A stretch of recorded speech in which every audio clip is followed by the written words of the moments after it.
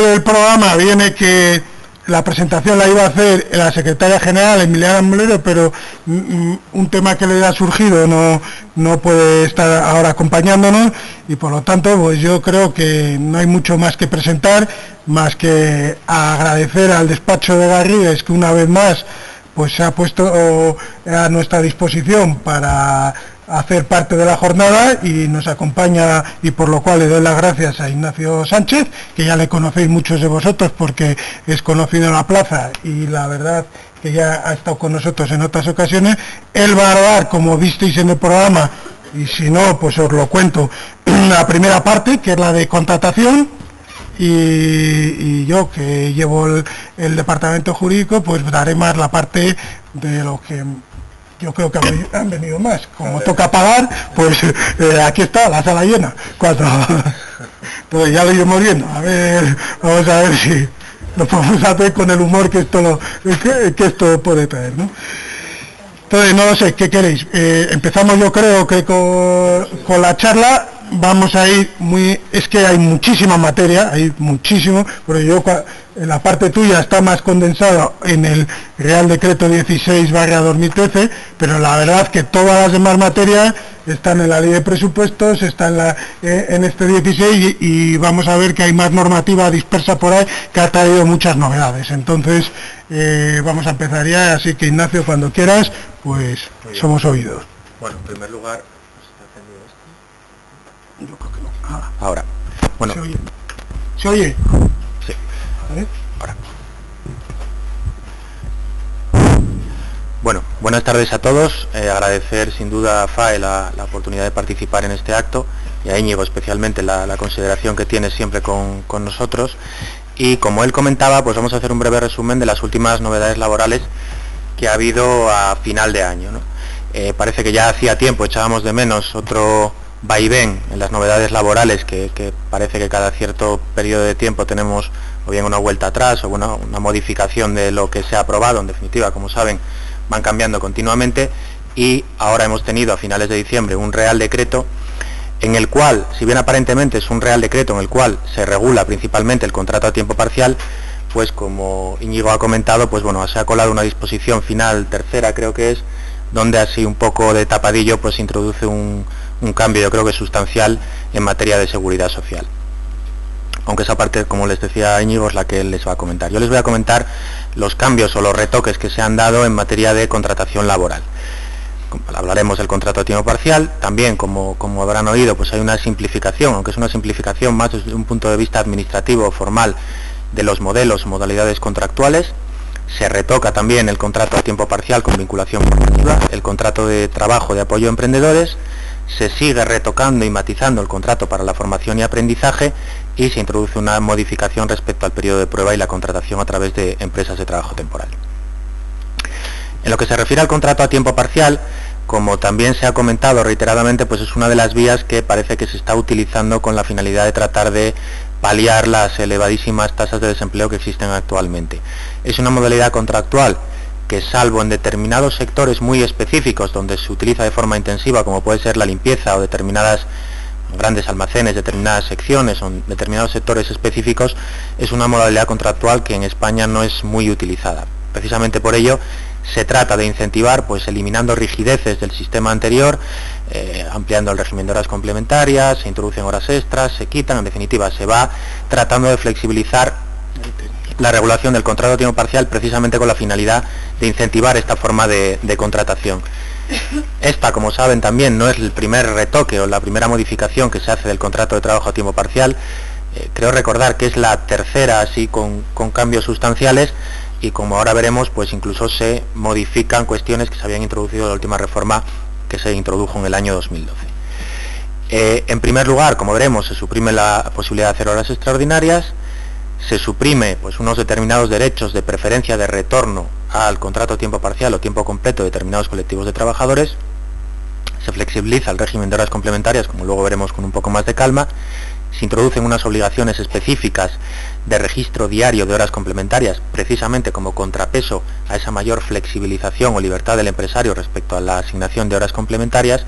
Y bueno, simplemente como cuestión final y como también medida En este caso sí que es de ahorro en materia de seguridad social, es para compensar un poco toda la avalancha de nuevos conceptos cotizables, pues se reduce la cotización en el contrato de duración determinada a tiempo parcial en un 1%, equiparándolo al contrato, digamos, a tiempo completo de duración determinada.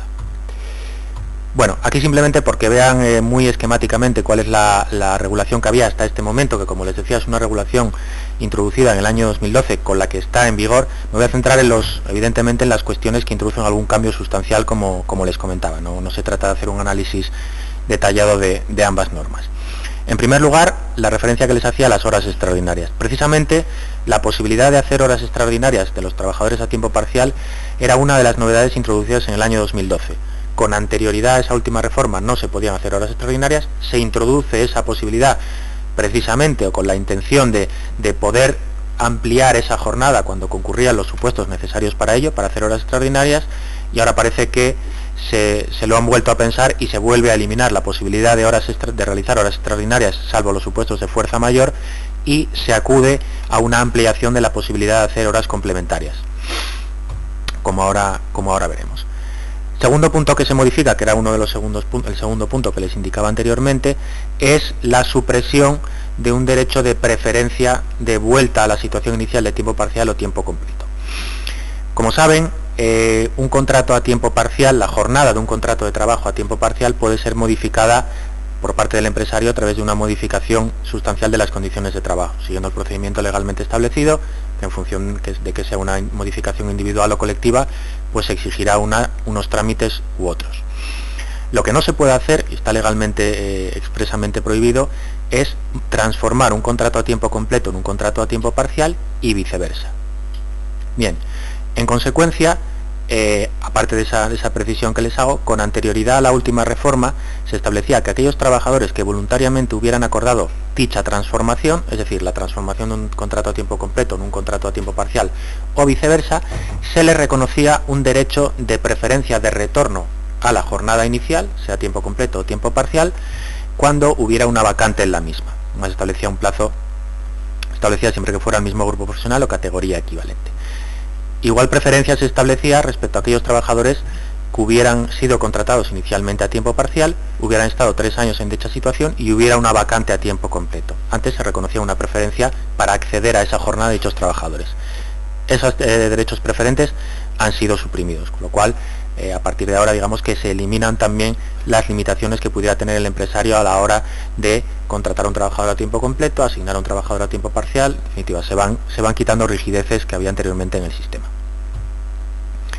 El segundo punto que implica una mayor modificación del régimen actualmente vigente con anterioridad en materia de contrato a tiempo parcial es el régimen de las horas complementarias. Como saben, bueno, como punto de partida, el contrato a tiempo parcial es lo tiene cualquier trabajador que tiene una jornada de trabajo que sea inferior a la de un trabajador que esté a tiempo completo y que sea comparable. No hay ningún límite ni porcentaje de jornada a partir del cual se entienda que un trabajador está a tiempo parcial, y en principio el trabajador tiene que ajustarse a esa jornada a tiempo parcial establecida en su contrato de trabajo y a la distribución de la jornada establecida en el mismo. Para poder complementar esa jornada a tiempo parcial se establecen o venían establecidas las horas complementarias. Las horas complementarias son unas horas que en principio son unas horas pactadas como en un anexo al contrato de trabajo entre el trabajador y el empresario, de tal forma que en determinadas circunstancias se puede ampliar la jornada de trabajo del trabajador a tiempo parcial. Como es evidente, las horas complementarias ya existían, ahora lo que se hace es modificar el régimen. En primer lugar, con anterioridad se establecía que esas horas complementarias solo se podían pactar en el supuesto de un contrato a tiempo parcial que fuera de duración indefinida. Ahora se elimina esa limitación respecto a los contratos temporales, y lo único que se establece es que se trate de trabajadores con un contrato de tiempo parcial con una jornada de trabajo no inferior a 10 horas semanales en cómputo anual, de promedio. En consecuencia, lo que se hace es ampliar la posibilidad de hacer horas complementarias también a los contratos de trabajo a tiempo parcial. Adicionalmente, con anterioridad, existía un límite máximo de horas complementarias. Ese límite máximo era de un 15% de la jornada que tenía contratado el trabajador, y los convenios colectivos podían establecer un porcentaje superior con un límite máximo del 60%. Bien, se modifican esos límites también, y ahora se establece un límite mínimo del 30% de la jornada que tuviera contratado el trabajador y un límite máximo también de un 60%, con lo cual se eleva del 15% el límite mínimo del 15 al 30%. Anteriormente, y ahora se mantiene, aunque con un plazo distinto, el régimen de las horas complementarias, es decir, la realización de horas complementarias exigía un preaviso de 7 días al trabajador, 7 días de antelación a la fecha, el día en que tenía que realizar esas horas complementarias. Ahora mismo se reduce ese plazo de preaviso a 3 días. Como ven, son todo medidas, pequeños retoques o pequeños matices tendentes a flexibilizar la posibilidad de realizar este tipo de contratos. Como les decía anteriormente, se ha suprimido la posibilidad de realizar horas extraordinarias y se ha introducido un segundo tipo de horas complementarias. Es decir, existen las horas complementarias iniciales, que es un pacto de horas complementarias, y adicionalmente se establece unas segundas horas complementarias de realización voluntaria por parte del trabajador. Únicamente pueden realizarse en contratos a tiempo parcial de duración indefinida con una jornada no inferior a 10 horas semanales en cómputo anual, y el empresario podrá, siempre que haya consentimiento del trabajador, aumentar la jornada a tiempo parcial del trabajador. Aquí los porcentajes se extienden entre un 15% y un 30%, con lo cual se crea un segundo tipo de horas complementarias que pueden ir sumándose para completar la jornada del trabajador a tiempo parcial. Y básicamente esos son los retoques que se introducen en el contrato a tiempo parcial, que yo creo, y lo comentábamos antes precisamente, que es una modalidad contractual que va a tener más peso del que ahora tiene, que probablemente está infrautilizada, y precisamente por las rigideces en cuanto a la utilización de este tipo de contratos, pero que probablemente se seguirá retocando y tendrá un mayor protagonismo en el futuro. Bueno, muy rápidamente, como les decía, se ha introducido una simplificación de los tipos de contratos de trabajo, modelos de contrato de trabajo. Evidentemente esto no supone que hayan desaparecido o que se hayan unificado las distintas modalidades contractuales que había hasta ahora. Siguen estando vigentes las mismas modalidades contractuales. Lo único que se ha hecho es unificar los modelos, el documento escrito para suscribir esos contratos. Se pasa de no sé si eran 52 o 54 modelos de contrato de trabajo a 4, que es indefinido, temporal, para la formación y en prácticas. Bueno, cada uno de estos contratos, ustedes a la hora de hacer el contrato lo habrán podido comprobar, establece el contrato y luego una sucesión de anexos que, en función del tipo de contrato específico que sea, pues se incorpora al modelo de contrato. Es simplemente una simplificación administrativa que no tiene más trascendencia que esa. No se modifican los tipos, simplemente es una cuestión de modelos. Otra modificación, otro retoque que se introduce en la contratación es en relativo al contrato a tiempo parcial con vinculación formativa. Como saben, este tipo de contrato es un contrato que no es nuevo, ya existía, se introdujo por la ley de emprendedores, que creo que se aprobó en el mes de agosto, septiembre del año 2013, y se establece, es un tipo de contrato con una vigencia temporal, entre comillas, hasta que la tasa de desempleo baja del 15%, y que tiene como finalidad incentivar la contratación de desempleados menores de 30 años. Como ventaja de este tipo de contrato, pues como saben, tiene unas bonificaciones importantes en cuanto a la cotización a la seguridad social, son de 100% en empresas de menos de 250 trabajadores y 75% en empresas de menos de 250 trabajadores. Se trata de un contrato, como les decía, que se denominan con vinculación formativa, en la medida que lo que pretende incentivar es la contratación de personas que no tienen experiencia laboral previa, que se incorporan de entrada en el mundo laboral. La única modificación que se ha introducido en el régimen legal de esta modalidad contractual es la relativa al segundo de los requisitos del trabajador que les indico en esta presentación, y es la relativa a la procedencia de otro sector de actividad. El trabajador que queramos contratar con este tipo de contratos tiene que tiene que estar en alguno de estos supuestos, es decir, no tener una experiencia laboral, o que si la tiene sea inferior a 3 meses, proceder de otro sector de actividad, o ser desempleado inscrito como demandante de empleo. Y en cuanto al segundo requisito, la norma aprobada inicialmente, como sucede en muchas ocasiones, se había limitado a decir que procediera de otro sector de actividad, sin precisar tan siquiera qué se entendía por otro sector de actividad. Pues bueno, simplemente lo que han hecho es concretar que para determinar si es el mismo o diferente sector de actividad habrá que acudir a la clasificación de actividades del CNI. Otro contrato que se ha retocado o que se ha introducido una modificación directamente relacionada con la potenciación del contrato a tiempo parcial es el contrato de apoyo a emprendedores. Como saben, este es un tipo de contrato que se introdujo ya, yo creo que hace más de un año, creo recordar, y es un tipo de contrato pues que bueno, dio bastante que hablar, porque es un contrato de trabajo indefinido para determinadas empresas, es decir, empresas con menos de 50 trabajadores, y presenta una particularidad muy importante, que es la de que establece o conlleva un periodo de prueba de 1 año de duración. Como saben, esta es una cuestión sobre la que hubo bastante polémica, si esto era o no constitucional. Yo creo que está planteada una cuestión de constitucionalidad precisamente sobre este tema, el hecho de establecer, sin atender siquiera a cualificaciones o a dificultad o complejidad del puesto de trabajo, la fijación de un periodo de prueba de 1 año de duración que excede cualquier, digamos, periodo de pruebas fijado en el Estatuto de los Trabajadores. Es más, de hecho, yo conozco una sentencia, no sé si ha habido más, de un juzgado de lo social de Barcelona, creo que es del mes de noviembre del 2013, en la cual se considera que es un despido improcedente la extinción del contrato de trabajo de un trabajador con este tipo de contrato durante el periodo de prueba de 1 año. Considera que la ley se excede en cuanto a la fijación de ese periodo de prueba, era además un trabajo que no requería una especial complejidad o cualificación, y entiende que es constitutivo de un despido improcedente. Pero bueno, aparte de estas precisiones, se potencia más, si cabe, este tipo de contrato, permitiendo la posibilidad de que se celebre también a tiempo parcial. Con anterioridad a la norma aprobada ahora en diciembre del año 2013, únicamente se permitía la celebración de estos contratos para la contratación a jornada completa.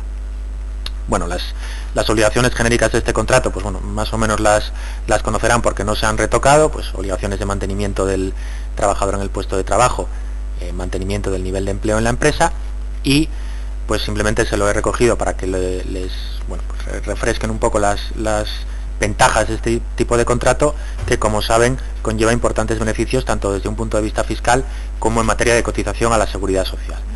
En materia fiscal, siempre que se cumplan los requisitos, es decir, que se contrate un primer trabajador desempleado menor de 30 años, conlleva una deducción de 3.000 euros, y si es un trabajador perceptor de la prestación contributiva de desempleo, se permite una deducción de una cuantía equivalente al 50% del menor de estos importes, el importe de la prestación que tuviera pendiente de percibir o el importe equivalente a 12 mensualidades de la prestación por desempleo.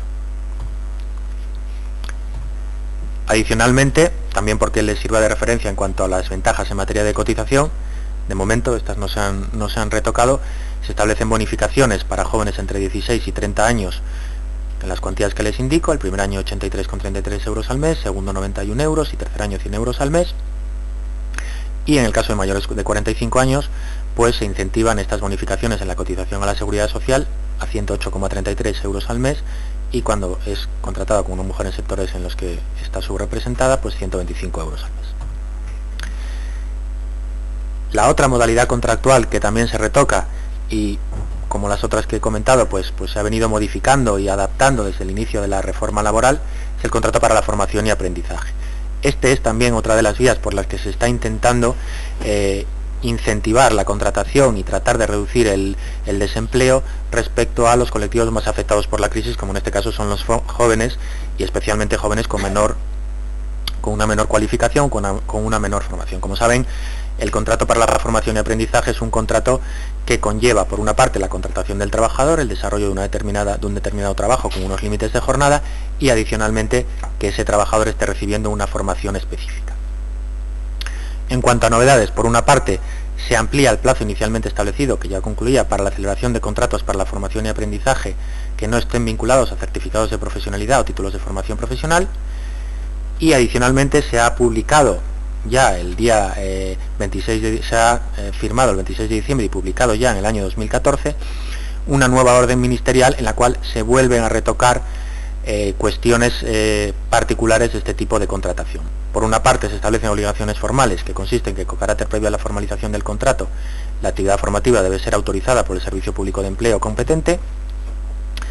Se determina que la actividad formativa que puede justificar este tipo de contrato debe ser la necesaria para la obtención de un título de formación profesional o un certificado de profesionalidad, o en su caso una certificación académica o acreditación parcial acumulable, y se establece la obligación de la firma del anexo al contrato de formación y aprendizaje por la empresa, el trabajador y la entidad formativa que va a encargarse de facilitar la formación al trabajador que esté contratado bajo esta modalidad contractual. Respecto a las bonificaciones de tipo de contrato, pues se mantienen inalteradas. Son bonificaciones, como saben, muy importantes, al igual que las anteriores que comentamos, para incentivar precisamente este tipo de contratación, que, como ven, van desde el 100% al 75% en función del volumen de trabajadores de la empresa. Otra cuestión también puntual para que lo conozcan, y aunque tiene un alcance limitado, es la modificación de la duración máxima del periodo de prueba. Como saben, la regla general existente hasta ahora es que el periodo de prueba para técnicos titulados tendrá una duración máxima de 6 meses y para el resto de trabajadores de 2 meses, y ahora, en el caso de los contratos temporales, se establece una limitación para aquellos contratos temporales que tengan una duración prevista no superior a 6 meses. Se establece como límite máximo la duración máxima de un periodo de prueba de 1 mes. Y finalmente, por mi parte, pues nada, simplemente informarles también de otra novedad concreta introducida en materia de contratación, y específicamente en lo que se refiere a la contratación a través de empresas de trabajo temporal. Como saben, la contratación a través de empresas de trabajo temporal con carácter general puede celebrarse en cualquier supuesto en los cuales quepa una contratación de duración determinada, una contratación temporal, si bien había determinados supuestos, determinados contratos excluidos de esa posibilidad. En la última reforma ya se modificó con la ley de emprendedores se introdujo la posibilidad de suscribir el contrato para la formación y aprendizaje a través de empresas de trabajo temporal, y ahora se da ese paso también con los contratos en prácticas. Adicionalmente, como saben, la transformación de contratos en prácticas en indefinidos tienen una serie de bonificaciones en las cotizaciones a la Seguridad Social, y lo que se ha hecho es extender también esas bonificaciones para el supuesto de que se transforme un contrato en prácticas suscrito a través de una ETT en un contrato indefinido suscrito directamente con entre la empresa usuaria y el trabajador. Se mantienen las mismas bonificaciones, como ven, son 500 euros al año durante 3 años y 700 euros al año si es mujer, y se extiende también a este tipo de supuestos. Y por mi parte, pues nada, era mi intención es hacer un resumen rápido de las principales notas. No sé, si a lo mejor sale, si ahora hay alguna pregunta muy puntual de la explicación de contratos, o si no, pasamos a la otra parte y hacemos luego las preguntas o un coloquio al final, que alguna cuestión muy puntual del tema de los contratos a raíz de la exposición, que haya quedado alguna duda, o si no, luego hacemos los contratos, sí.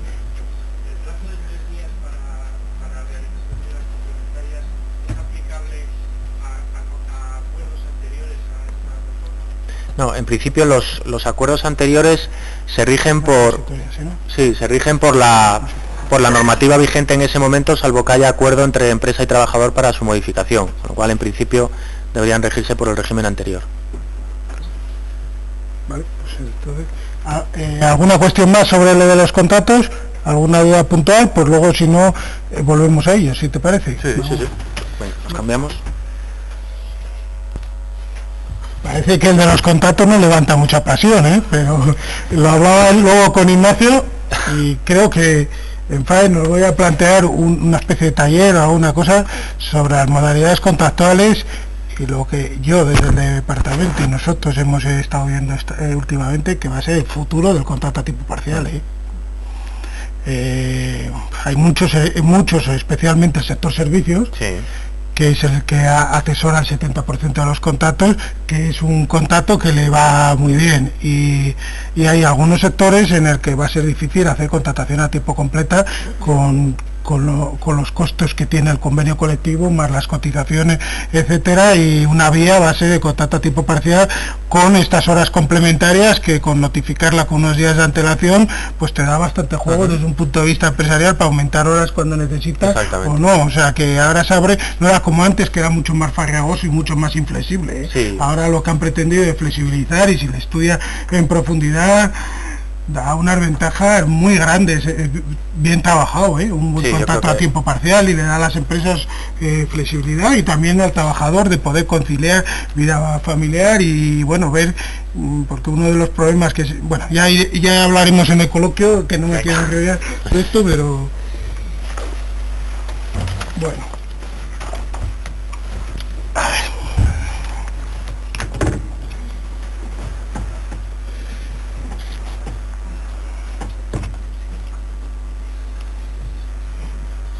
Bueno, el famoso Real Decreto 16/2013 para favorecer, como siempre, estos nombres que ya no suenan desde hace 2 o 3 años, porque prácticamente todos los reales decretos tienen los mismos nombres. Este año a este Real Decreto lo han puesto para favorecer la contratación estable y mejorar la empleabilidad del trabajador. Bien, luego vas viendo, y es verdad que habla de la contratación, lo de favorecer la contratación estable, pues la verdad es que dentro de su contenido poco, y como hemos visto es contratación y empleabilidad, y ya estudiaremos la disposición famosa final, en la cual pues no tiene nada que ver con eso. La exposición de motivos farragosa como siempre. Al principio de la crisis es que este Real Decreto, porque es un Real Decreto Ley que por lo tanto dicta el gobierno con carácter de urgencia, que la urgencia era porque estábamos comenzando la crisis. Luego hemos tenido reales decretos que las urgencias es porque estamos en la crisis profunda, y ahora en la exposición de motivos dice que la urgencia es porque estamos saliendo de la crisis. O sea que fundamentación, pues como ven, para todos. ¿Qué novedades han producido? Lo que comentábamos, además de este Real Decreto, la Ley de Presupuesto y una serie de leyes, pues modifican todas estas materias. La parte primera, que es la que hemos visto de contratación, que es la que ha expuesto Ignacio, pero vamos a ver cómo hay modificaciones del ámbito laboral, del Estatuto de los Trabajadores, especialmente en Seguridad Social, en Fogasa, en pensiones, en un montón de novedades más, aplazamientos que se producen más y previsiones de nuevas normas que nos van a venir a corto plazo. En el tema de contratación, pues como lo ha explicado Ignacio, pues nada más está ahí como un mero recordatorio todo lo que ha estado viendo de las modificaciones de las distintas modalidades contractuales. En el tema de otras normativas laborales, él ha comenzado ya diciéndolo, pero es verdad que el Real Decreto 16/2013, que entró en vigor el día 22 de diciembre, no lo olvidemos, el 22 de diciembre del 2013 entra en vigor un Real Decreto que modifica en el Estatuto de los Trabajadores el artículo 14.1 y 3 del Estatuto, que es el periodo de prueba. Él ha explicado perfectamente la primera parte, como hasta ahora teníamos que el periodo de prueba era de hasta 6 meses para titulados y de 2 meses para no titulados, salvo que la empresa tuviera menos de 25 trabajadores, que entonces era 3 meses. Bueno, en conclusión, ahora hay una modificación, o un añadido, mejor dicho, y dice que en aquellos contratos temporales que no vayan de los del artículo 15 del Estatuto, que su duración no vayan a durar más de 6 meses, el periodo de prueba máximo que se puede pactar es de 1 mes, salvo que el convenio permita otra cosa. La primera cuestión que ya me ha surgido es que ahí están los contratos de acumulación de tareas, el eventual o acumulación de tareas o el contrato de obra, bien, pero también está el de interinidad en el artículo 15, O sea que cualquier contrato de interinidad que no se prevea que vaya a durar más de 6 meses, por ejemplo 4 meses para cubrir una maternidad, en teoría el periodo máximo de periodo de prueba sería de 1 mes. Lo segundo que establece en el artículo 14.3 es introducir que hasta ahora el periodo de prueba, como sabemos todos, se podía interrumpir si se acordaba por las partes en los casos de IT, maternidad, etcétera. Bueno, pues se han incluido también los supuestos de riesgo de riesgo de embarazo, o riesgo en el embarazo o la lactancia, o paternidad, que no estaba incluido. Eso es lo de menos. Y lo que sí que hay una importante también, para que lo conozcan, es una transitoria, es decir, todos los contratos temporales celebrados hasta el 22 de diciembre vale el periodo de prueba que estaba puesto en el papel, ¿vale? Es a partir de los del 22 de diciembre los que hay que poner en los contratos temporales máximo un periodo de prueba de 1 mes. Otra cosa que modifica el 16/2013, pues la distribución irregular de la jornada. Sabemos que en el Estatuto, después de la reforma laboral, se establecía que se podía hacer una distribución irregular de la jornada conforme a los términos que estableciera el convenio colectivo. A falta del convenio colectivo, según se acuerde entre empresa y representante de los trabajadores. Y a falta de ese acuerdo, decía que ahí se puede pactar una distribución irregular de la jornada hasta el 10% de la jornada anual, y preavisando al trabajador con 5 días de antelación.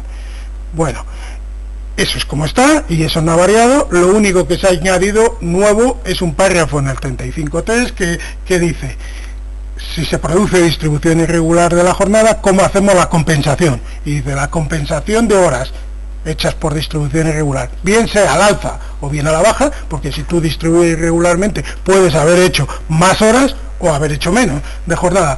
¿Cómo compensamos esas horas de más o de menos? Y dice, pues otra vez usa la misma fórmula. Lo que diga el convenio, a falta de convenio lo que decidan entre empresa y representantes de los trabajadores, y a falta de ello se compensarán en los 12 meses siguientes a que se produzcan. Y no dice nada más. Ahí surge la duda de qué son 12 meses desde que se produzcan, es decir, de fecha a fecha. Si yo hago una distribución irregular en un abril, habrá que compensarlo hasta el abril siguiente, o es el año natural, que es cuando terminamos las 1.700 horas anuales y a partir de ahí empieza a contar los 12 meses para compensar las jornadas de más o de menos. Pues esto no lo aclara y veremos lo que deciden los tribunales, pero exactamente la norma dice desde que se produzca. 12 meses. Reducción de jornada por cuidado de hijo. Hasta ahora conocemos que que los trabajadores con un hijo menor de 8 años podían pedir una reducción de jornada mínimo de una octava parte y máximo de la mitad de la jornada. Bueno, lo único que hace este Real Decreto es ampliarlo de los 8 años hasta los 12. O sea que a partir de ahora cualquier trabajador que tenga un hijo menor de 12 años puede pedir la reducción de jornada. Y por último, otra novedad en el ámbito laboral es que en los despidos colectivos de empresas de más de 100 trabajadores que tuvieran beneficios y que tengan beneficios y que afecten a trabajadores de más de 50 años, hay la obligación de existe la obligación de aprovisionar esas prestaciones de desempleo e ingresarlas al Tesoro. Bueno, pues lo único que hace este decreto es introducir un matiz, y es que es la definición de grupo de empresa, y ya se remite para la definición de grupo de empresa a lo que establece el artículo 42.1 del Código de Comercio en cuanto a grupo de empresa, eso sí, solo atendiendo a los resultados económicos de la empresa que esté radicada en España. Y vamos con un segundo tema. O sea, esas son cosas, como vemos, del estatuto que han cambiado y que hay que conocerla, el periodo de prueba, la distribución irregular, etcétera. Vamos con la de la gran polémica, la que yo creo que hace que hoy la jornada se llene y de la que, bueno, pues tampoco sé si vamos a poder dar contestación a todo.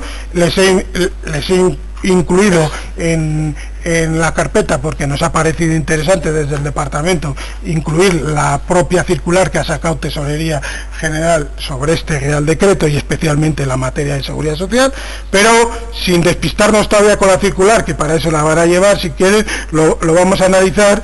La parte de seguridad social sí cambia en los dos aspectos. Hay muchos cambios, no solo por este Real Decreto, sino hay bastantes cambios en el régimen general y hay bastantes cambios también en el régimen de autónomos, en las dos cosas. Por separarlos, en el régimen general, pues evidentemente la primera consecuencia que tenemos para el 2014 es que la base máxima sube un 5%, cuando el IPC acaba de cerrar el año con un 0,3, la base máxima sube un 5% y se coloca en 3.597 mensuales, en 12 veces. Luego veremos con los incrementos de las pensiones la consecuencia que está suponiendo la subida de estos máximos de las bases de cotización. Lo ha comentado Ignacio. Acorde el Real Decreto 16/2013 con fomentar el contrato a tiempo parcial, pues dice, bueno, lo demás, las cotizaciones a desempleo de los contratos de duración determinada, de los contratos a tiempo parcial, que como sabemos eran del 9.30, me parece que son 8,70 a cargo del empresario y 1,60 a cargo del trabajador, pues quita un punto al 7,70 y la parte empresarial. Pero ojo, y esto también tiene su truco, y es porque la Ley de Presupuestos Generales del Estado ha seguido publicando el 9,30 Es decir, sigue teniendo los mismos tipos de cotización que existía hasta ahora para al desempleo, para los contratos de duración determinada a tiempo parcial. Y lo que hace la disposición del Real Decreto es que dice, no se rebajará un punto los tipos que vienen en la Ley de Presupuesto del 2014. Y como viene expresamente así, pues no sabremos si el próximo año ya no hay esa bajada de un 1%. Porque realmente lo que hace es inaplicar un punto para la Ley de Presupuestos del 14. Hay una modificación en cuanto a los epígrafes de las contingencias profesionales de algunas actividades, y algunos que están aquí pues están de enhorabuena porque son las consultoras fundamentalmente, consultorías jurídicas, administrativas, etcétera, bajan algún porcentaje y bueno, si tienen más ganas luego vemos con detalles cuáles son, pero conocer que bajan alguna actividad muy puntual. Y vamos a la famosa disposición final tercera del Real Decreto Ley, que como hemos estado diciendo, la aprueba el Gobierno por medida de urgencia, saltándose al Parlamento y teniendo un título, como hemos dicho, de mejora de la empleabilidad, y en una disposición final lo que hace es modificar el régimen de seguridad social que veníamos conociendo hasta ahora. Y por lo tanto modifica el artículo 109 de Real Decreto Legislativo 1/1994, o dicho de otra manera, la Ley General de la Seguridad Social, y modifica su artículo 109, que es el que habla de las bases reguladoras, de la base de cotización. Y hace la modificación en los siguientes sentidos. En los conceptos que van a quedar excluidos, ahora, mejor dicho, excluidos de la exclusión, es decir, conceptos que hasta ahora no cotizaban pasan a cotizar, que lo vamos a ver en la siguiente transparencia, y para ver que prácticamente, como vamos a verlo, pues va a empezar a cotizar casi todo, pues ya va estructurando el artículo 109 de la base de cotización de la siguiente manera, y te dice que cotizará toda la remuneración total de un trabajador. Y aunque ya venía en el reglamento, lo trae aquí a la ley y dice, y se considera remuneración total todas las percepciones en metálico y en especie. Y así empieza ya a definir lo que es la base de cotización. Otra cosa que introduce este Real Decreto es una obligación para la parte empresarial. Hasta ahora todos conocíamos que hacíamos las nóminas y cotizábamos conforme a los conceptos de cotización y nada más. Bueno, pues ahora existe una obligación muy importante, y es que la Tesorería General de Seguridad Social dice, usted me tiene que comunicar a mí conceptos que coticen y que no coticen. Me va usted a suministrar todo lo que le pague a su trabajador, todo, tenga que cotizar o no, aunque sea base única. Base única son, por ejemplo, los contratos de aprendizaje o para la formación. Sabemos que tenemos unos tipos fijos de cotización de esos, es una base única, pues también es igual, aunque esa base única y sea baja, usted me tiene que notificar a mi tesorería todos los conceptos que paga a su trabajador, coticen o no. Y para ello, y ahí sí que está la circular que les he enviado, ha creado la circular un archivo nuevo que llama CRA, que va a ser obligatorio desde marzo del 2014, pone, obligatorio desde marzo del 2014, es un archivo que se genera por el sistema RIE y que se llama CRA porque son conceptos retributivos abonados. Coticen o no, ahí tienen que ir todo lo que se le paga a un trabajador. No se nos van a escapar que con esas cantidades Tesorería decidirá luego si el concepto que has puesto que no cotiza y que has puesto que lo has pagado, ya lo decidiré, ya lo pasaré ya a la inspección para ver si esto es de cotizable o no cotizable, ¿de acuerdo? Y último aspecto que introduce esta disposición, pues que como entró en vigor el 22 de diciembre, también échale isla a la cometa, porque para el 22 de diciembre ya podrían haber puesto que la parte esta, al menos de la disposición final, entrara en vigor un 1 de enero. Pues no, entra el 22 de diciembre y entonces Tesorería ha dicho, ha habilitado al director general de la Seguridad Social, que ha abierto plazo y ha dicho, bueno, los conceptos que ahora vamos a ver que tienen que empezar a cotizar desde el 22 de diciembre que no se han cotizado, puedes hacer complementaria, o sea, en teoría la tendríamos que hacer en la de enero, porque todos los conceptos de diciembre se cotizan en enero, luego hay que hacerlo en enero. Excepcionalmente dice, me puedes hacer una complementaria de esos conceptos. Y si tampoco los incluyo en los de enero, que serían en febrero, también una complementaria, pero por complementaria. Y como máximo hasta el 31 de marzo del 2014 para esos 2 meses, diciembre y enero. Evidentemente el de febrero ya va cotizado en el de marzo. O sea que para 31 de marzo tiene que estar regularizado todos estos conceptos. ¿Y cuáles son los que se excluyen? Pues vamos a ir viéndoles un poco, pero más o menos lo que hemos estado hablando, todo. ¿Por qué? Porque expresamente ya viene el plus transporte y de distancia, que como sabemos hasta ahora el plus transporte, que es el salario que, o sea, mejor dicho, no salario, porque esa es la discusión y por lo cual desde las organizaciones empresariales como FAE, que hemos mandado una nota de prensa, que a lo mejor han tenido ocasión de ver, tanto COE, etcétera, al gobierno, diciendo que eso no es salario, muchas de estas cosas no son salario y que no vemos desde un punto de vista empresarial por qué debe cotizar, como vamos a analizar. Bueno, pues el plus transporte, que lo que hacía era indemnizar al trabajador por los gastos entre ir desde su casa al centro de trabajo, que actualmente estaban exentos hasta el 20% del IPREN, es decir, hasta 106 euros al mes, pues pasa a cotizar desde el 22 de diciembre.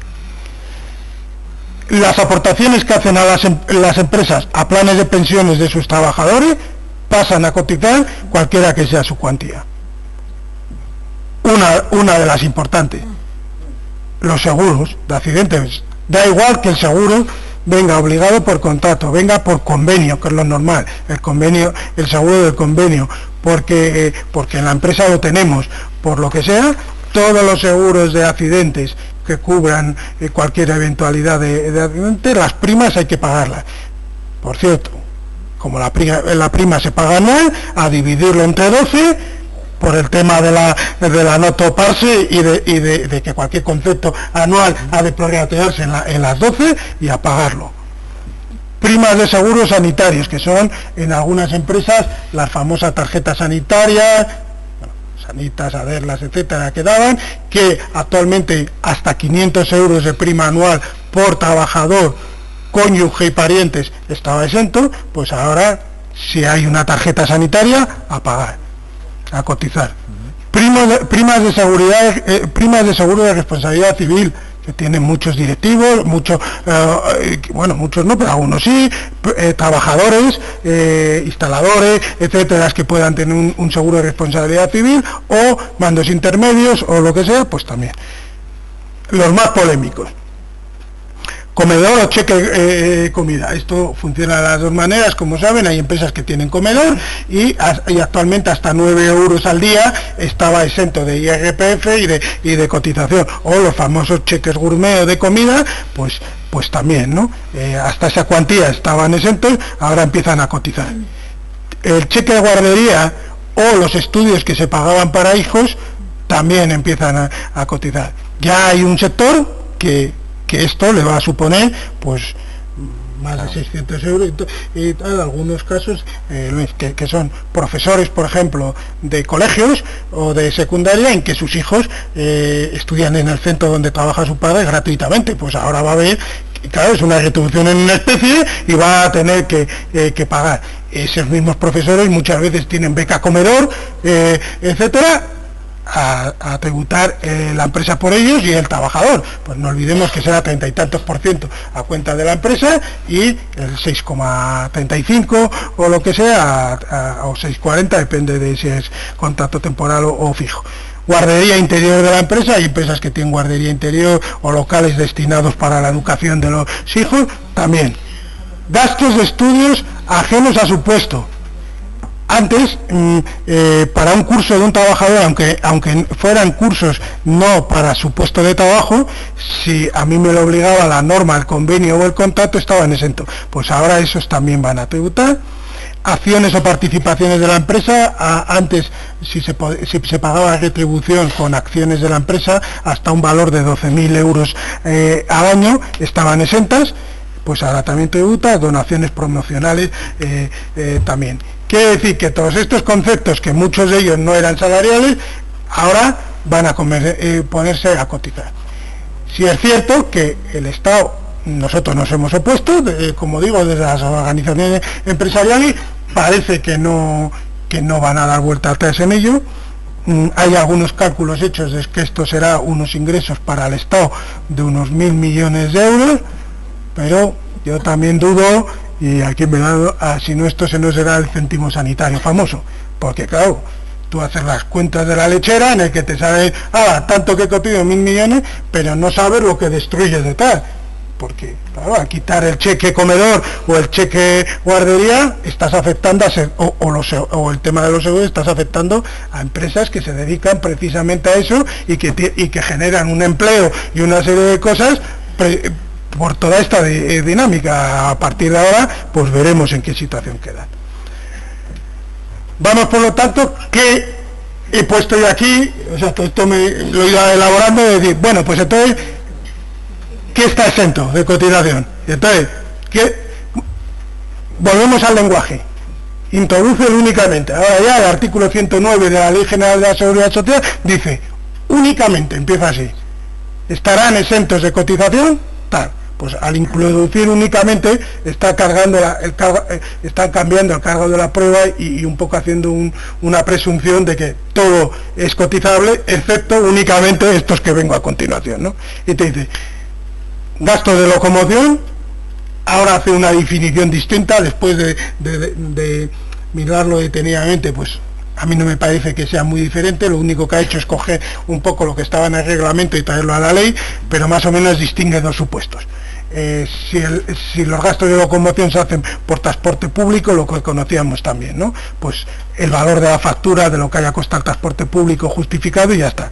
Y viene o sea, lo separa entre transporte público y privado. Y privado, pues te vas al reglamento del IRPF, a los 0,19 céntimos por kilómetro y ya está. En lo que excede cotiza, lo que no excede no cotiza. En los gastos de manutención, que son las famosas dietas, pues lo mismo. Coge del reglamento, que en el reglamento sí venían las dos cosas, pero lo introduce en la ley y ya le dice que serán gastos o sea, dietas se pueden pagar siempre y cuando sea a otro municipio distinto a donde habitualmente haga su trabajo y distinto a su residencia. Por ejemplo, claro, imaginémonos una empresa que tuviera a lo mejor una empresa que el trabajador y la empresa estuvieran en Villalbilla, que es otro municipio, dice, bueno, pues cada vez que le traslado a Burgos puedo pagarle una dieta, o trabajador que vive en Villalbilla, el centro de trabajo le tiene aquí. Bueno, pues cada vez que volviera a Villalbilla, dice, ya es distinto a mi municipio habitual. Dice, sí, pero como es el de tu residencia, pues tampoco hay manutención. Bueno, eso estaba en el reglamento y no ha variado. Tampoco ha variado las indemnizaciones por fallecimiento, traslado y suspensiones, que también siguen sin cotizar, con el límite, no olvidemos que estas indemnizaciones y las de despido, pero las de fallecimiento, traslado y suspensiones, el límite, dice la ley, que será el límite que establezca o las leyes o el convenio. Por lo tanto, indemnizaciones de fallecimiento determinadas por la empresa y no por convenio deberían cotizar. Son las que establezcan por convenio. Y luego las de despido, pues como sabemos, son los límites que establece la ley o ejecución de sentencia. Y en ningún caso pueden ser más superiores a lo que hubiese correspondido por una indemnización en caso de despido improcedente. Prestaciones de la Seguridad Social, con trampa, ahora lo vemos. Complementos de IT tampoco cotizan. Horas extraordinarias, salvo contingencias profesionales, que es lo que cotiza, también con trampa, y estudios y los estudios para su actividad o puesto de trabajo. O sea, si son estudios para desarrollar las actividades que hace o su puesto de trabajo, eso sí que están exentos. Digo, por lo tanto, ¿qué no cotiza? Pues lo de siempre, los gastos de locomoción, si están por debajo del 0,19, los de manutención por debajo de la tablilla de euros. Pero todo esto que habla también de prestaciones de la Seguridad Social, pues relativo, la prestación no cotiza, pero la base reguladora que pagan mientras está en IT, como sigue existiendo la obligación de cotizar, sigues cotizando, o sea que eso nada, los complementos, ¿de acuerdo? Y las horas extraordinarias lo mismo, oficialmente no cotizan más que para contingentes profesionales, pero como luego tienen un tipo de recargo del 2360, lo mismo que en contingente, o sea, lo mismo, cotiza exactamente, lo llamemos de una manera o de otra, quiero decir que al final muy poquitos conceptos son los que no cotizan. Eso es el régimen general, grandes cambios. El régimen de autónomos, pues muchos cambios y también muy importantes y muy trascendentes para muchos empresarios de los que están aquí. La base mínima, que cotizan muchísimos autónomos, sube un 2%, en vez del 0,3 sube un 2%. La base máxima aumenta un 5%, hasta 3.597, vale. Parte importantísima, a partir de este Real Decreto, aquellas personas físicas, es decir, aquellos autónomos que en algún momento del año, aunque sea un día, tienen, o sea, en su empresa tienen 10 o más trabajadores contratados por cuenta ajena, automáticamente ya no te dejan estar en la base mínima. ¿Me explico? Cualquier autónomo durante el 14, el 13 o el año que sea, aunque solo durante un día, en tus TFE figuren que tienes 10 o más trabajadores por cuenta ajena, automáticamente lo obligan a empezar a cotizar al ejercicio siguiente, es decir, si fue en el 13, en el 14, y si durante el 14 hay en algún momento que tu empresa tiene 10 trabajadores, será en el 15, cuando tendrás que cotizar, empezar a cotizar por la mínima del grupo 1 del régimen general. La mínima del grupo, o sea, la base mínima del grupo 1 del régimen general son 1.051 euros en vez de 875. Entonces, automáticamente ese empresario, a partir de ese año, tiene que cotizar ese ejercicio como mínimo a 1.050, al mínimo de ese grupo máximo. Y, como todos sabemos, como luego existen solo el 1 de mayo y creo que antes del 1 de noviembre para notificar posibles variaciones para el año siguiente, pues habrá que ver si nos dejan o no. Y luego otro supuesto que también se producirá muy habitualmente: trabajadores, accionistas de una sociedad mercantil que por la famosa disposición esa adicional de la Ley General de la Seguridad Social debe estar en régimen de autónomos por el número de participaciones o de acciones que tiene, pues ese automáticamente desde el 1 de enero del 2014 también no vale estar. Cualquiera de esos accionistas de ese supuesto no puede estar ya en base mínima y tiene que estar como mínimo a la base mínima del grupo 1 del régimen general de cotización. Eso supone, ya lo he calculado, eso supone un 22% de subida. O sea que 22% de subida para autónomos que tengan 10 o más trabajadores, o para cualquier accionista que le obligue el sistema a estar en el régimen de autónomos. Y luego viene también en la Ley General la Ley de Presupuestos Generales del Estado para el 2014, pues viene las distintas opciones para los supuestos de que a 1 de enero del 2014 tengas 47, seas menor de un 47 años, pues ya no te dejan más que ir de un abanico a otro, con 47 o 48, que si, o más años, que si quieren luego nos detenemos y los tengo aquí, pero no lo voy a decir. Otra gran novedad y otro bombazo, que también lo hemos denunciado, ha salido en prensa y todo. Claro, en una disposición final de la Ley de Presupuestos Generales del Estado, saca que elimina el artículo famoso, el 35.8 del Estatuto de los Trabajadores, que es el supuesto en el que el Fogasa hace el pago directo. Es decir, en aquellas empresas de menos de 25 trabajadores, el Fogasa hasta ahora pagaba, en casos de despidos procedentes, despidos objetivos procedentes, pagaba 8 días. Bueno, pues a partir del 1 de enero del 2014 lo ha suprimido.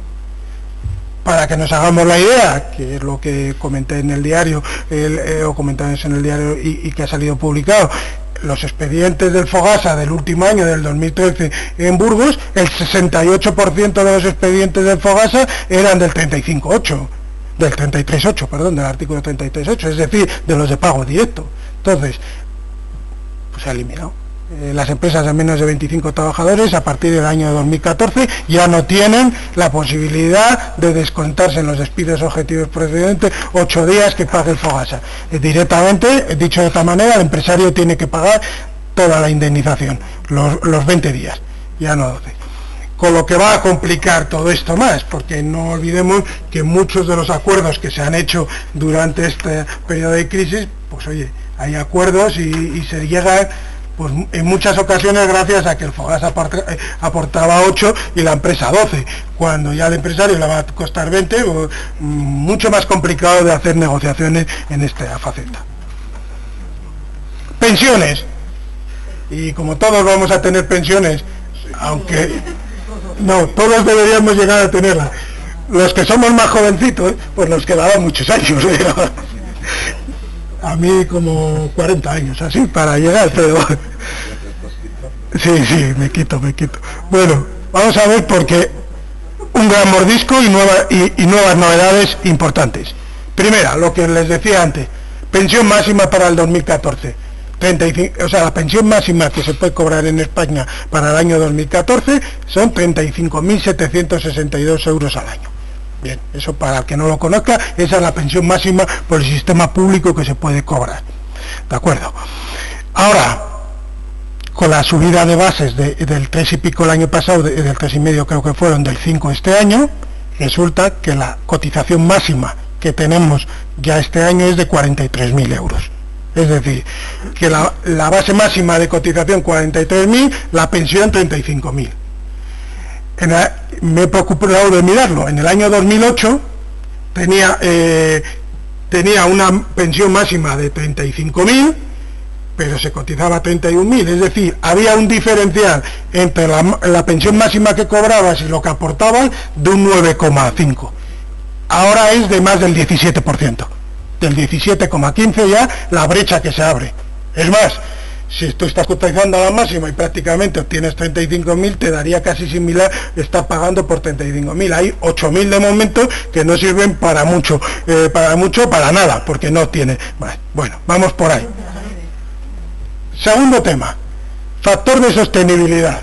Esto cuando se hace en el gobierno anterior, en el gobierno socialista, cuando hace la modificación del sistema de pensiones, que va, bueno, que conocemos todos, de que va a subir hasta los 67 años, etcétera, lo que va endureciendo hasta el año 2027, claro, ellos dijeron, bueno, en el 2027 y por periodos de 5 años vamos a meter un factor de sostenibilidad o de corrección en función de las tablas de mortalidad.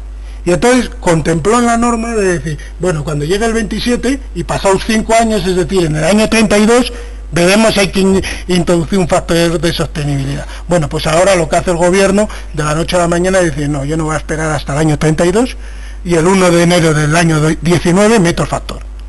Y entonces adelanta desde el año 2032 hasta el año 2019 el meter el factor de sostenibilidad. Es decir, que el que esté en esta sala y se jubila hasta el 31 de diciembre del 2018, enhorabuena, porque los que lo hagan a partir del 1 de enero del 19, mordisco. ¿Mordisco por qué? Porque lo que se hace es calcular.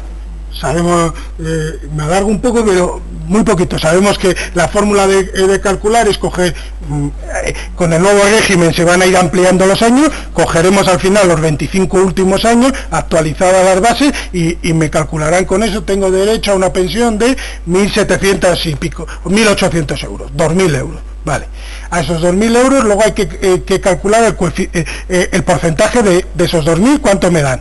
O sea, los 2.000 es la cuantía, pero luego el porcentaje, y el porcentaje sabemos todos que es 15 años cotizados me dan el 50%, 35 años cotizados me dan el 100%. Vale, pues ya sé, con lo primero la cuantía, 2.000, con el segundo el porcentaje, que es el 100%, por ejemplo, porque está 35 años cotizado. Y ahí es cuando entra el factor de sostenibilidad, que me le aplican y me quitan un porcentaje de pensión. Y ese factor se calcula por una sola vez el día que tú te jubiles y ya te la quedas para toda la vida con ese factor de corrección. ¿Y cómo se calcula? Con las tablas de mortalidad que va a publicar la propia Seguridad Social de la población pensionista y tomando de referencia la edad de los 67 años. Con eso hacen unas tablas y lo que salga. Hay estudios en el que dicen que los de nuestra generación, los del baby boom, que nos tocará todavía un poco más tarde. Más o menos solo este factor de sostenibilidad va a suponer un 20% de menos de por aplicar el factor de sostenibilidad y haberle adelantado. Pero además de eso está la revalorización de las pensiones. Mis 2.000 euros, ¿cómo se revaloriza? Para el año 2014 ya lo ha dicho el gobierno, el 0,25 van a subir las pensiones. Hasta ahora todos sabíamos cómo se hacía. A principio de año, hasta este año, ha sido IPC previsto por el gobierno, y luego en noviembre se calculaba cómo habían ido los IPC, y en diciembre me pagaban las diferenciales, y hasta el año siguiente lo mismo, IPC previsto por el gobierno y tal. Bueno, este año ya es el 0,25, y una fórmula sencilla para calcular a partir de ahora, a partir del año 2015, la revalorización. Está una fórmula sencillita para que todo el mundo la pueda entender.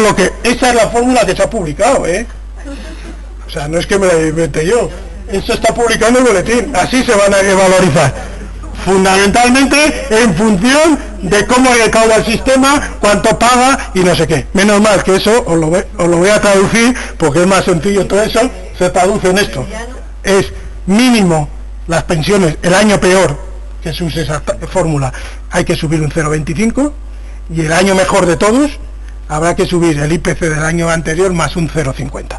Pero esa es la fórmula que van a aplicar. Otras novedades, y voy abreviando. Bueno, pues no me detengo mucho. Salario mínimo interprofesional para el 2014 se mantiene en los 9.000 euros, es decir, no sube y se mantiene igual que el 13. El IPREM con o sin paga se mantiene desde el año 2010 igual, pues para el 14 lo mismo. Interés legal del dinero al 4% y demora al 5% está desde el abril del 2009 sin tocar. Otras novedades que se introducen en las distintas normas, está en la ley de presupuestos, es que se congela para este año todos los funcionarios públicos el salario. También la oferta pública, salvo la tasa de reposición del 10% que viene en supuestos excepcionales como policía o facultativos en las determinadas especialidades, etcétera.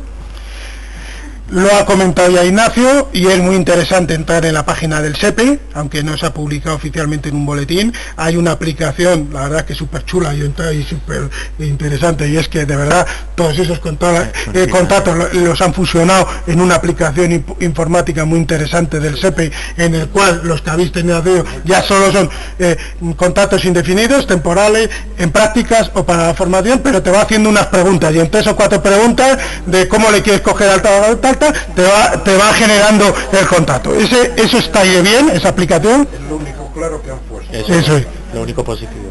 Luego, otra cosa muy interesante que he encontrado rebuscando por toda esta normativa, es que a partir de ahora se va a suspender la IT, la incapacidad temporal, a aquellos trabajadores que no pasan reconocimiento médico por causa justificada que les cite el INS o la mutua. Y luego voy a entroncar al final del todo con una nueva norma que ha llegado a nuestro departamento sobre materia de IT, y os lo voy a contar.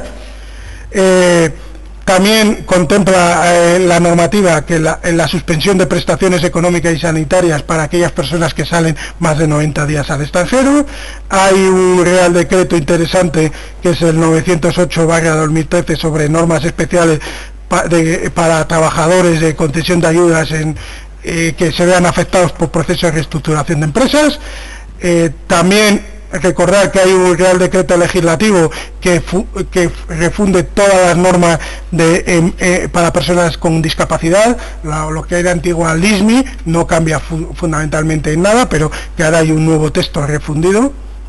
Luego, como siempre, llevamos años que esto no lo toco, no lo quito, pero espero y que entre el siguiente año en vigor. Y todos los años nos encontramos una batería de cosas que para el próximo año toca. Pues aplazan hasta el 1 de enero del 2015 el que los nuevos trabajadores que se incorporen al sistema de autónomos tengan que pagar obligatoriamente por contingencias profesionales. Lo han ido aplazando 2 años ya. También hasta el 1 de enero del 2015 se aplaza la famosa ampliación del permiso de paternidad, que yo ya me río un poco. Son aquellos de los famosos 15 días que iba a pasar a 30, nunca se puso, y claro, ningún gobierno quiere quitarlo y yo creo que hacen más vergüenza cada año irlo atrasando a ver si le llega al siguiente la papeleta. Porque hay una cosa curiosa que no sé si conocéis, y es que en Burgos se tramitan más prestaciones de paternidad que de maternidad. Sí, y hay alguno que dice, ¿cómo puedes tramitar más prestaciones de paternidad que de maternidad? Fíjate a dónde hemos llegado. Y tiene su lógica, y es porque puede haber mujeres que no trabajen y por lo tanto no tienen derecho a prestación la prestación de maternidad, y de hecho pues hay más prestaciones de paternidad que maternidad reconocidas al año. Luego quiere decir que yo creo que de la paternidad lo piden todos, y de maternidad pues algunos no tendrán derecho.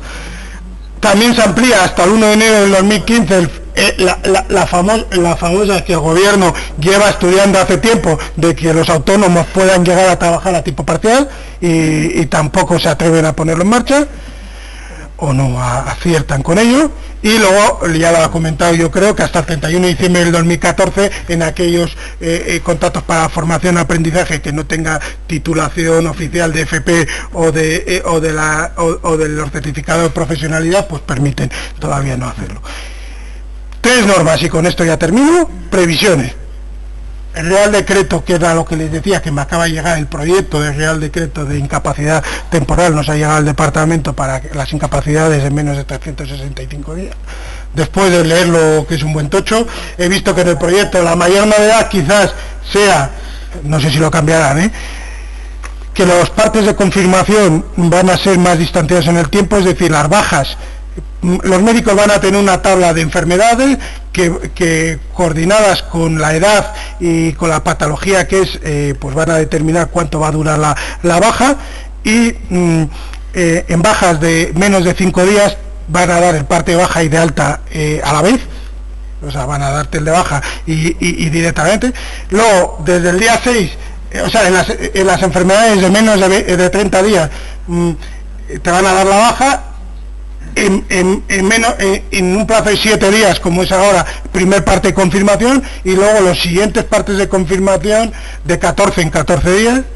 En los de 31 a 60, primera baja a los 7 días, y las siguientes partes de confirmación de 28 en 28 días, y las enfermedades de más de 30 días, de más de 60 días, de 35 en 35 días.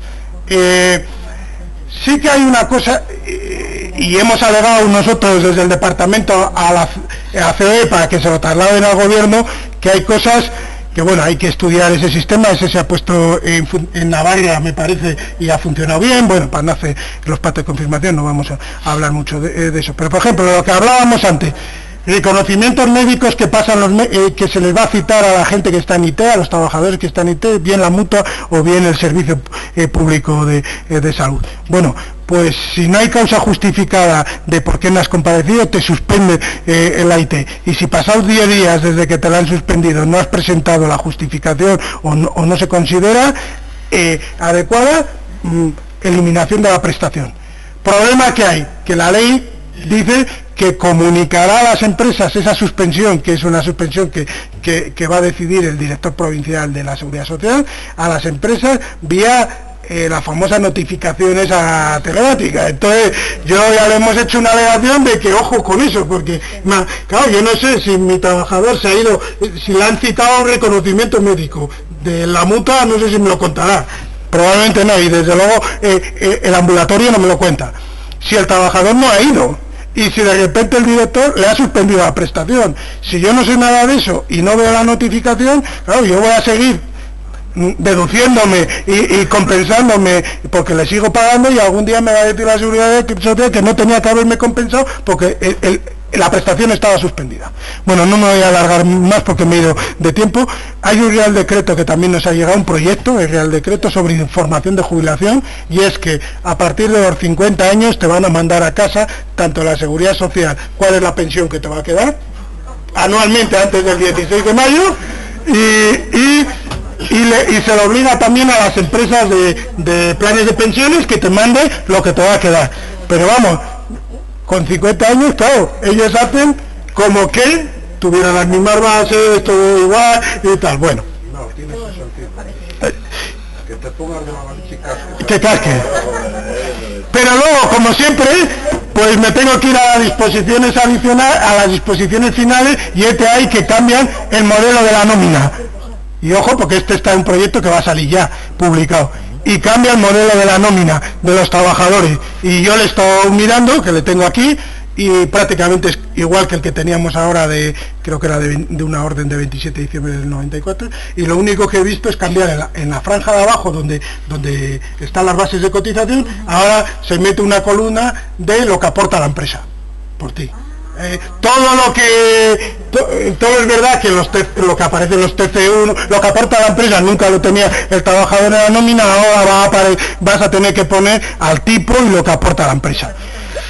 No sé, tengo mis dudas si es bueno o malo. Por un lado, pues hace muy transparente de lo que está pagando, por otro lado, sí que es verdad que creo que da una reivindicación empresarial muchas veces, decir, bueno, que vea el trabajador que yo también me cuestas un 30 y tantos % más, un 40% más. Bueno, pues aparecerá la nómina. Y por último, esta mañana nos han mandado de la COE el famoso el segundo acuerdo de negociación colectiva, que tenía esa fórmula de revisión y de tal, tan cachonda del petróleo, bueno, resumiendo, para el 2013, los convenios que tuvieran esa cláusula, que nosotros en Burgos creo que no la hemos firmado, de los convenios que hace FAE, creo que no la hemos aplicado ninguno así directamente, no va a haber revisión en el 2013, y en el 2014 por el PIB, que ha sido menos de un 1, que ha sido negativo, pues tampoco la fórmula dice que no se pacten incrementos salariales por encima del 0,6. Ya os adelanto que desde FAE yo creo que los convenios de los últimos años para el 2014 casi todos están al 0. Y bueno, esto es lo que me ha alargado y pido disculpas por ello, pero hay mucho tema, entonces yo tampoco quería ir tan deprisa que nos perdiéramos. Dudas, cuestiones, abrimos, aunque tengáis, el que no pueda no, pero que se pueda quedar los 10 minutos que dura el coloquio, pues preguntas y